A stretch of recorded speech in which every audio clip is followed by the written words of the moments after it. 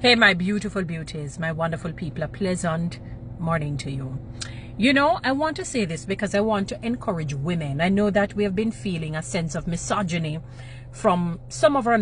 Yes, we've been feeling a sense of misogyny from some of our men for, I don't know, there is this combative war. You know, first it's war between women and women. Now we're seeing war between men and women. This one blaming this one for this reason, and that one blaming. And this, we can see this from the beginning of time. You know, when Adam and Eve, when really Eve was deceived and she sinned, but brought her husband in the sin because he was not a vigilant husband. He never covered her the way he was designed to cover her. Remember, she came from him. She was fashioned from him. And when he was supposed to come in and say, Eve, no, you remember that I told you what God said. Remember, God gave him the information, you know, and the information that was given to her was secondhand, because he said, no, God said we mustn't touch this thing here, right? So she never got it firsthand because God trusted Adam enough, or made him. Remember, he gave him dominion over the earth. He named the animals, the trees, and all these wonderful things. So he gave her the information. He's supposed to be the credible source, which he was. And he said, God said we can do everything, touch anything, eat anything, but that, no.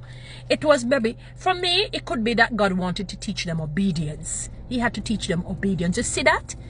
You know, it's novelty, it's nice, but don't touch it. And there are other reasons behind it too. Good. Because if you do that, that's when you're going to bring sin, and you're going to understand what death, physical death means. And if you don't change your ways, you're going to understand spiritual death. And so Eve got tricked because he said, yeah, man, we can't get to it. Adam not going to listen to me, you know. And I know what is going to happen. I'm going to have to get to the woman, because if I get to the woman, I can get to the man. If I get to the woman, I can get to the man. So he went, deceived Eve, tricked her, made her think, did God really say? Because she really never hear, you know. So you can't blame Eve too much, you know. Because when he said to her, did God really say?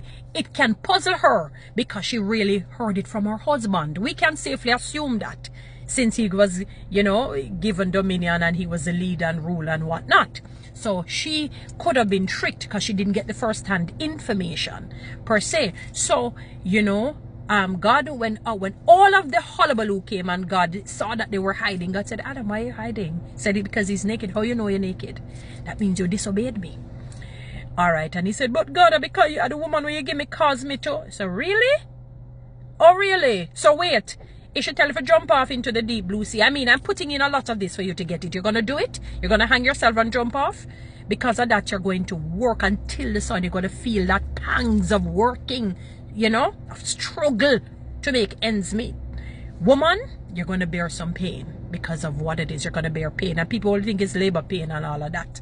We're talking emotional and other kinds of pain. But it also means, you know, for something, and him said, serpent, because of what you did, I'm going to put enmity, that's a permanent hatred between you and the woman.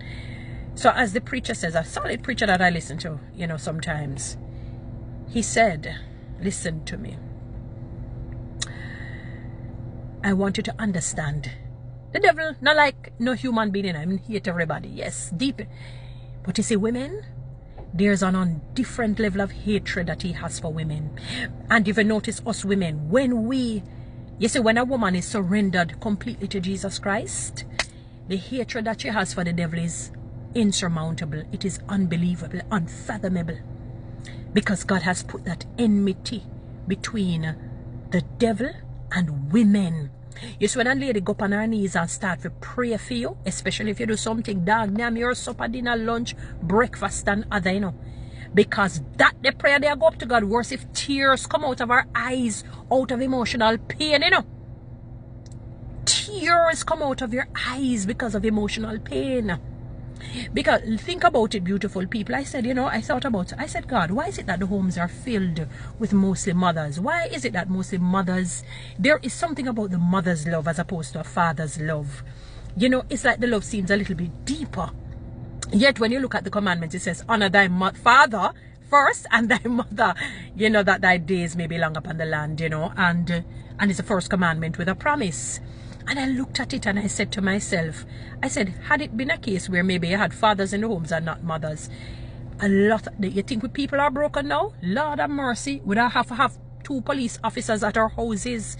Because there is something that when a mother abandons a child, there is a level of, it breaks you down almost to oblivion, that if God doesn't intervene, it's like you cannot heal. So even though a mother cannot give that fatherly love, but she can bring you to almost 80%, 70%, possibly 80%. The 20% that is missing is that sort of low self-esteem, in a sense that a father can only bring. I've often said that God has gifted men that way. That's why he has made them the Lord, leader, provider, protector, security officer. So it builds that self-esteem, that self-assurance in the woman. And what the enemy has done is that he has caused a sense of misogyny. He realizes that, all right, we know that God's order will always stand firm, men and women. So we're going to, if you notice what in the book of Genesis, I think it's chapter 3, somewhere it says, and her desire will be for her husband, meaning you're going to find that men and women will be in this tug and war. Men can't seem to understand women. Women can't seem to understand men. Men blaming women, women blaming men. Not understanding it is the enemy who has created, because the enmity was placed between women, the men, between the devil and women. What he's going to do is that he's going to prance upon upon the men's hearts, soul and mind realm to create discord and disunity.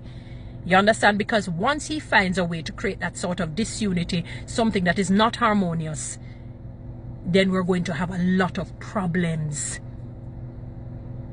Women, understand that the enemy doesn't like us at all. That is why he creates a lot of mayhem. And you have to be going on your knees to be praying for your children, to be praying for your husband. It is deliberate. Remember, the Bible says we wrestle not against flesh and blood, but against principalities, against powers, evil principalities, evil powers, rulers of darkness, ominous forces, or spiritual wickedness in heavenly realms, in high places.